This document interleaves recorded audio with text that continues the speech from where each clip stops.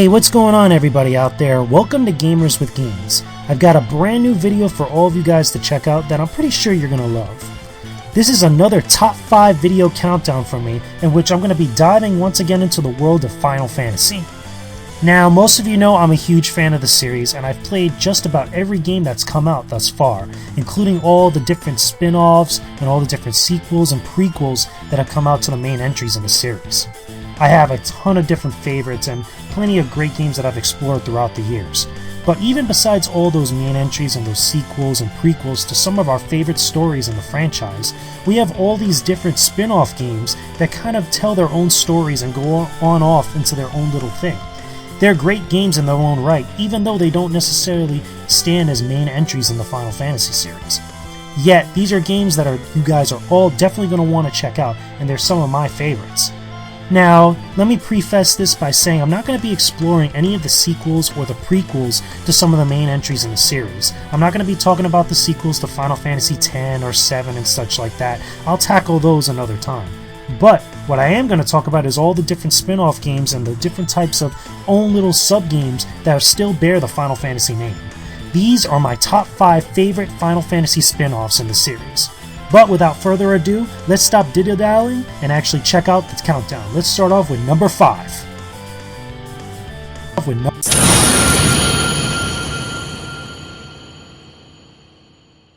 Final Fantasy Mystic Quest on the Super Nintendo.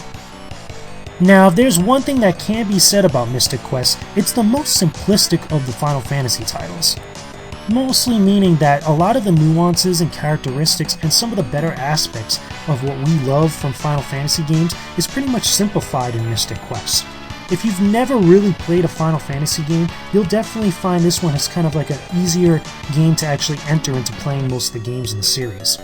At the time, we had plenty of other great titles like Final Fantasy 2 and 3, which were 4 and 6 in Japan, that were being released on the Super Nintendo, and it's definitely Mystic Quest did not hold a prayer up to those types of games. But for anyone that, again, doesn't really kind of get a lot of the nuances and a lot of the different characteristics of why those classic Final Fantasy games were so good, you could definitely try out Mystic Quest and actually see like on a much more simplified and mainstream version of what was going on in those games. You don't get a lot of customization, you don't have a lot of party members in Mystic Quest, but you still do get a couple of people you can actually team up with. You get some items and weapons you could actually customize onto your character. You can name your character and fight a bunch of different monsters and bosses on your quest to save the world. Again, very, very simplistic compared to other classic Final Fantasy games, but it did find its niche amongst fans when they actually played it at the time. It definitely didn't get a lot of raving reviews, again, because of all the different releases that were going on with the Super Nintendo, but it still was a good game in its own right, and I definitely encourage you guys to check it out if you ever have the time. Again, for a lot of newcomers in the series, you might pick this one up and actually like it, and it might help bridge you over to some of the better Final Fantasy games that are part of the series. But with that being said, it might not be the best Final Fantasy game out there, but it's definitely one worth checking out. So that's why it takes my number 5 spot on my top Final Fantasy game spin-offs. So with that being said, there's plenty of other great games on the actual countdown. Let's move on and see what other games actually made it onto the list.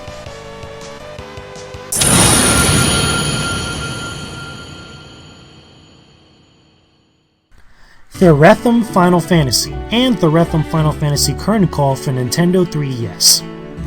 Now this game is pretty awesome because it's a celebration and a compilation of all the different musical pieces from the entire Final Fantasy series, done by composers Nobuo Uematsu and Masashi Hamauzu, and many other composers throughout the series. You'll find different music tracks from many of the original titles on SNES and NES and all the different big mainstay entries in the series, as well as some of the spin-off titles, some of which I'm talking about on this countdown. It's pretty cool because you not only get to play some of the songs through a rhythm-based type of game, but there's a lot of different characteristics that are specifically Final Fantasy that you can find here, including equipping different characters with equipment and actually leveling them up, using summons during the songs against enemies. It's pretty cool and it has a lot of fan service for anybody that's a big fan of Final Fantasy. You'll definitely enjoy it and definitely love actually playing through some of your favorite tracks from any of your favorite games in the series. So if you haven't already checked this game out, I really encourage you to do so because it is pretty awesome and one of the best spin-off games you could find out there. But that's what number 4 is.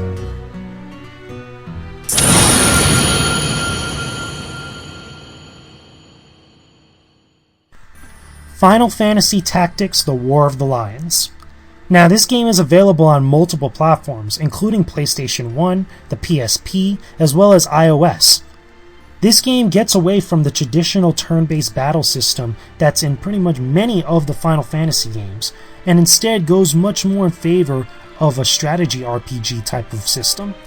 Very similar to something like Dissidia, where you're able to control a number of characters in a party and actually be on a map where you could turn the camera and such and actually try to wipe out a group of enemies that are attacking you.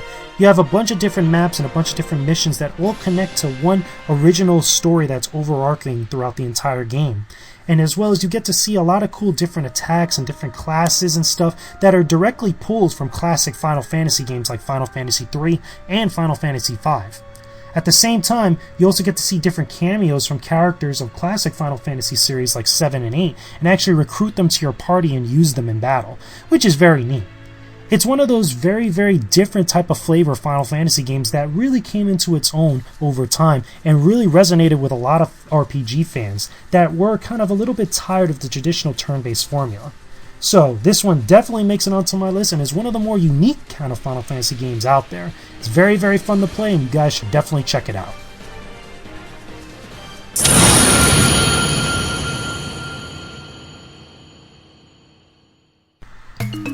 Final Fantasy Crystal Chronicles: Echoes of Time for the Nintendo Wii and the Nintendo DS. Now, I absolutely love this game for a number of different reasons. Not only is it an offshoot of the main Final Fantasy series, and much more bears resemblance to the Crystal Chronicles series, where it has all these different side stories that don't necessarily connect to each other, but one of my favorite aspects about this is the real-time fighting. The action-based RPG battle system is really, really fun to get into, as well as also to play with other people. You're actually able, both on the Wii and the DS, to play with up to 3 other people that have the game and actually make a party of 4 and take on different quests and missions and such. It's very, very fun, and you're able to customize your character with different armor pieces, different equipment that makes them stronger and have different abilities and such, and you take on a variety of different original kind of bosses and monsters throughout the entirety of the game. The overarching story is interesting and has a lot of those same kind of like classical elements from like the more NES and Super NES Final Fantasy games, which is pretty cool, as well as its own little kind of like, you know, art style and a little aesthetic that gets away from the more realistic touch from more of the classic main entry Final Fantasy series that you actually find in the modern day. It's very, very fun to play overall, and I wish that at the time you were able to kind of go online and play with other people here and there, but for what it is, it's a really, really fun game, and it has a lot of value for it, and definitely is a big turnaround from most of the other games in the series. There were sequels and a prequel to this game, including Final Fantasy Ring of Fates, which isn't as good as this one, but definitely if you guys want to actually different type of flavor Final Fantasy game that gets away from a lot of different stuff that has still that same soulful element in the classic Super NES type of era of Final Fantasy, you'll definitely want to play Echoes of Time, and I really encourage you guys to play with other people, because it is so much fun actually tackling different bosses and different monsters and dungeons with 3 other friends. I really cannot recommend this one enough, but it didn't make it to my number 1 spot, it made it onto my number 2. But let's see what's the best number 1 Final Fantasy spin-off game of all time.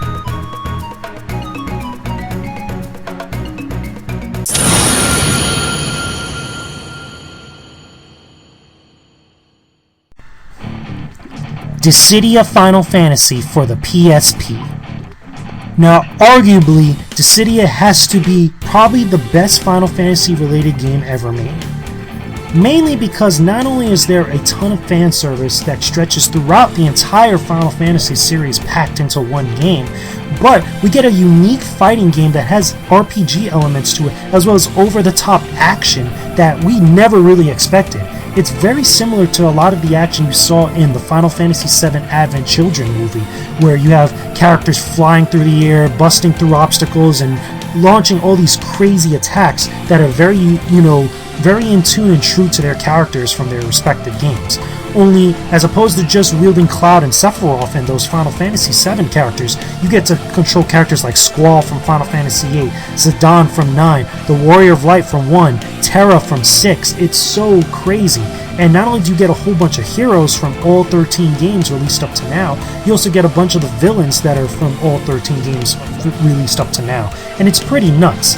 Its sequel, Dissidia Duodecim 012, the sequel to Dissidia Final Fantasy, added more characters, which was, again, a huge plus, and I only wish that it was actually on the consoles. But not only did you have all these characters to fight it out in this crazy awesome fighting game, but it actually had a story that was coherent, even though it didn't relate to many of the canons established in all previous 13 Final Fantasy games. You still have characters that have their different rivalries, as well as their different types of, nemesis characters, the heroes and the villains being at odds with each other and such, and it all connects to Cosmos and Chaos, the two deities that are part of the Final Fantasy universe, actually, fighting for control between putting the world in order and the world in chaos. It gets really in depth, and it has a lot of those good elements that Final Fantasy fans love. At the same time, also has a ton of new elements that are completely different and offshoot from Final Fantasy games. You don't have any real turn-based battle systems here, even though you could kind of set it to actually play the game that way. Really, the meat of the actual game is in the fighting and all the action, the real-time battle, arena combat, and such, and even some of the tag team moves, which you find in Dissidia Duodecim. It's the best actual Final Fantasy spin-off game, in my opinion, and I really encourage you guys to check it out on PSP if you haven't already. And there you have it, guys. Those are my picks for the top 5 Final Fantasy spin-off games. Now, keep in mind, those are just my picks, and I'm pretty sure a lot of you guys differ in opinion. If you guys have a different game that I didn't mention on my top 5 countdown, put it in the comments section and let me know about it. And also, if you guys like this type of video or you liked all my top 5 videos, please let me know in the comments section and suggest any topics you guys want me to tackle on a top 5 countdown. As well as also, don't forget to subscribe to this Gamers with Gains channel and like this video, and spread it around for everybody to check out. If you guys like this video, be sure to check out all my other videos on the Gamers with Gains channel, which I offer you guys tips and tricks on not only how to be healthy and stronger gamers, but also cool other neat little food for thought videos that you guys might actually enjoy. I hope you guys like this video, and I will talk to you guys again real soon. Peace out, and stay epic, everybody.